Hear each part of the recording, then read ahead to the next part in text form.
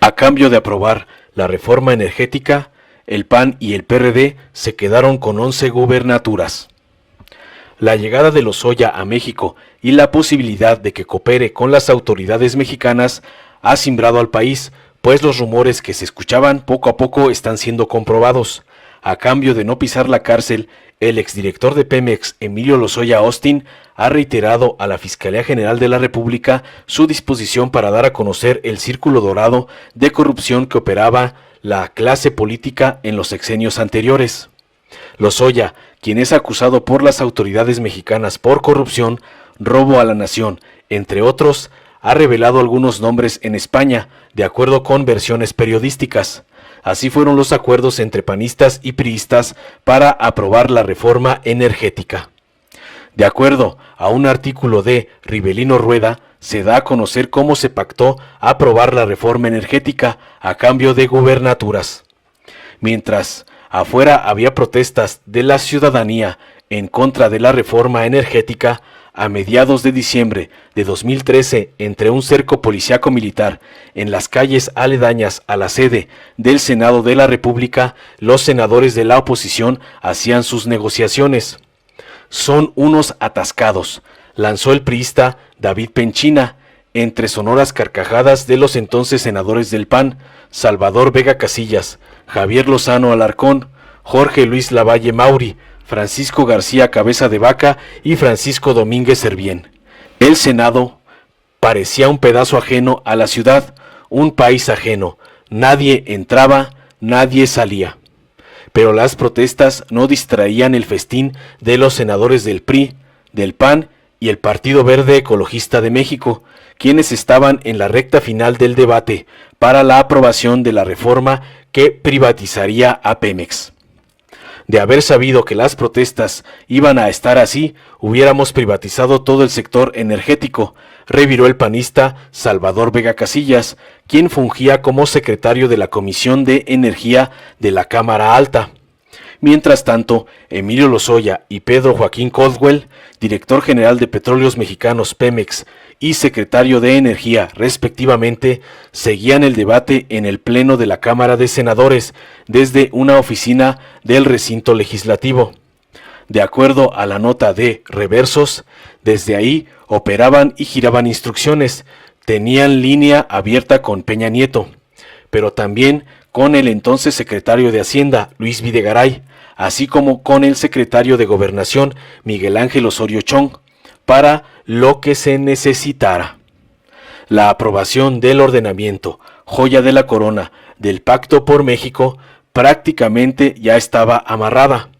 La mayoría calificada se cumplía con los votos de las bancadas del PRI, del PAN, del Partido Verde y del PANAL, pero los funcionarios tenían la encomienda directa del presidente de la República de evitar sorpresas de último momento. A 8 años de la aprobación, un ex senador del PAN, quien según el artículo ya no pertenece a ese partido y quien pide el anonimato, narró todo lo que ocurrió detrás de la aprobación de la llamada reforma energética.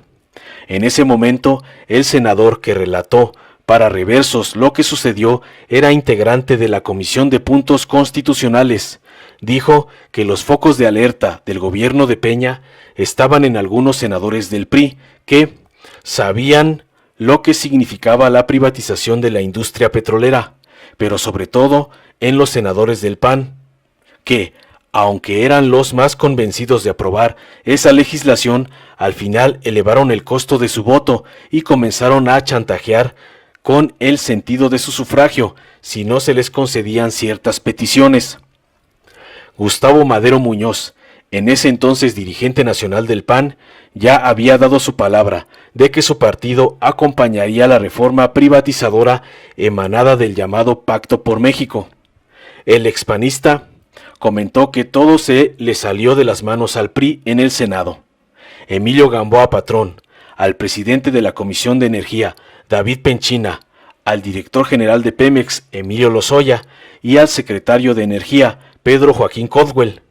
Cuando 10 senadores de Acción Nacional le advierten a los priistas que no votarán a favor de la reforma energética si no se les cumplen algunas peticiones.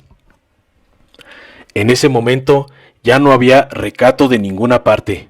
Ahí se negociaron gubernaturas. Se trató de una especie de nuevas concertaciones como las del sexenio de Carlos Salinas de Gortari, en Guanajuato y Baja California. No le quedaba de otra al gobierno de Peña Nieto. Estaban las horas contadas para la votación de la reforma constitucional en el Pleno, y esos votos podían marcar la diferencia, dice.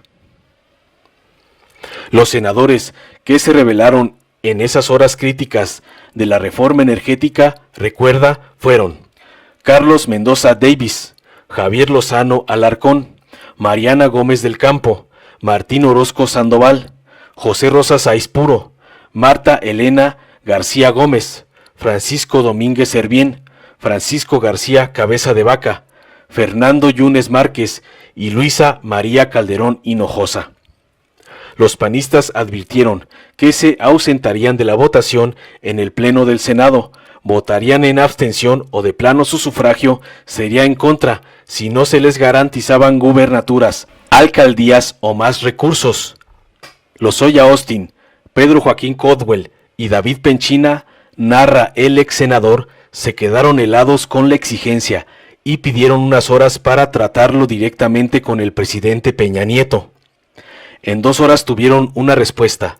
Peña aceptó, con una condición: no se ventilarían actos de corrupción de gobiernos del PRI y se plegarían a cualquier disposición del gobierno federal que compitiera a sus estados. Así, Mendoza Davis salió con la gubernatura de Baja California en la bolsa, Lozano Alarcón con la promesa de la gubernatura de Puebla, a reserva de lo que determinara el mandatario local en aquel momento, Rafael Moreno Valle, y Mariana Gómez del Campo, con la delegación Benito Juárez de la Ciudad de México, para su expareja sentimental, Jorge Romero. Además, Martín Orozco Sandoval con el gobierno de Aguascalientes, José Rosa Saizpuro con el de Durango, Marta Elena García Gómez con la gubernatura de Nayarit para su hijo, Antonio Echeverría García, hoy mandatario de ese estado, Francisco Domínguez Servién con la gubernatura de Querétaro y Francisco García Cabeza de Vaca con el gobierno de Tamaulipas.